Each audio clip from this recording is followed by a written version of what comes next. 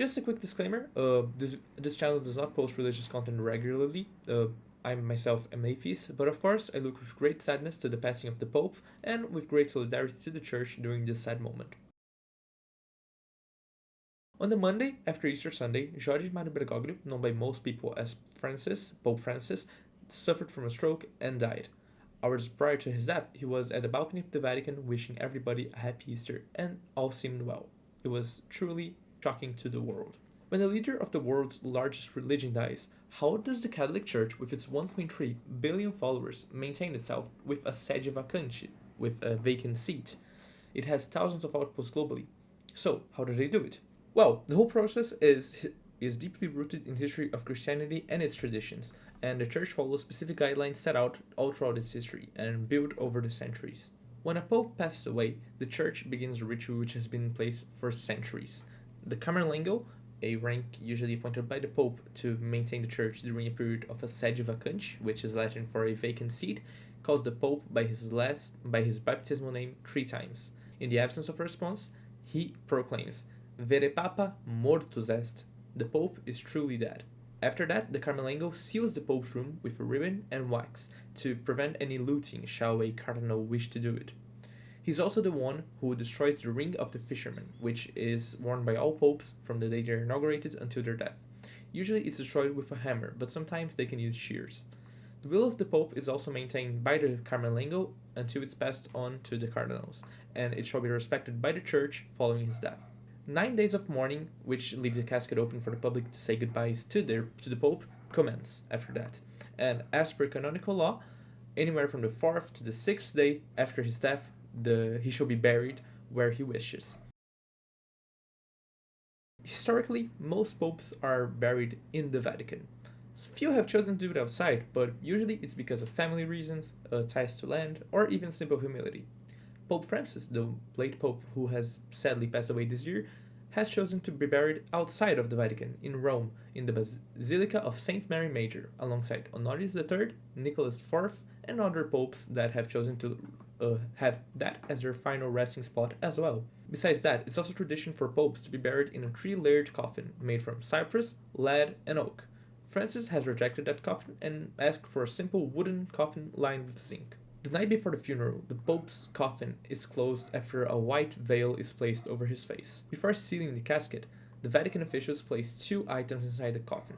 One is a bag of coins minted during his papacy, and another one is a canister with a paper known as the rogito that is read out loud before being closed. It briefly summarizes major events of his life and pontificate. Conclave comes from Latin, with key, and its name originates from one of the most fundamental parts of the tradition, the closing of doors to anyone except the cardinals and strictly needed personnel, and once they are inside, they cannot leave until the next pope is chosen. No communication with the outside world is allowed at all. They are all checked to see if they have any microphones and any electronic devices that can communicate before they enter. In the last centuries, the Pope has always been chosen from within the cardinals, but canonical law states that any baptized Catholic male can be chosen as Pope if he is elected. The votes are in secrecy, and to win the election you must get at least 2/3 of the cardinals rallying behind your name. As anxious as everyone may and will be, the world cannot anticipate the results of the election.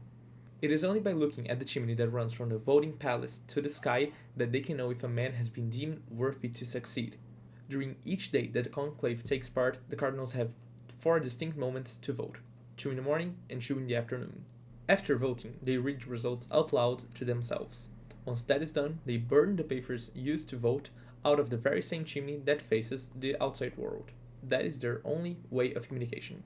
And if the ballots are accompanied by a black smoke through the chimney, that means that no pope has been chosen yet. In the contrary, if there is white smoke coming out of the chimney, the entire Christian world pauses, not for war, disease, or politics, but for a centuries-old tradition that unites over 1 billion people in hope.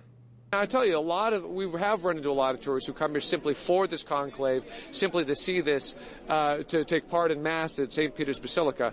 It's a beautiful facility, and this is, this is the headquarters of the Catholic religion, and so they want to be a part of it. A lot of spirituality here, but also tourists from all over the world who aren't Catholic. They find this whole thing fascinating to watch. Back to you. All right. David Ono reporting for us live from Rome, Italy. We have smoke. Hold on. What is it? Oh, we got white smoke. We have white smoke. It's straight up. Let's hold on. Can you see it? There's a white smoke. We do have white smoke. We have white smoke. White smoke. We have a pope. We have an ABC News special report that is coming now.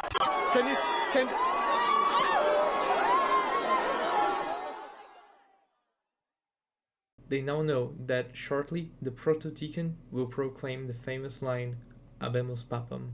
Annuncio vobis gaudium magnum, habemus papam.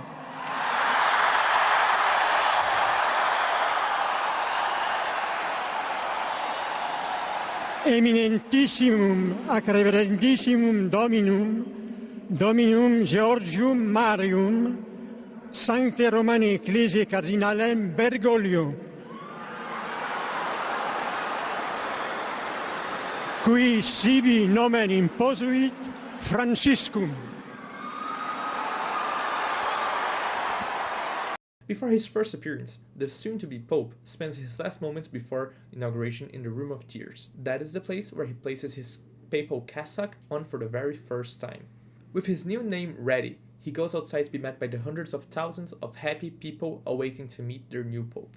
Once more, the millennia-old traditions of the Catholic Church are performed, and the Holy See lives its Sede Vacante time with another name in its history.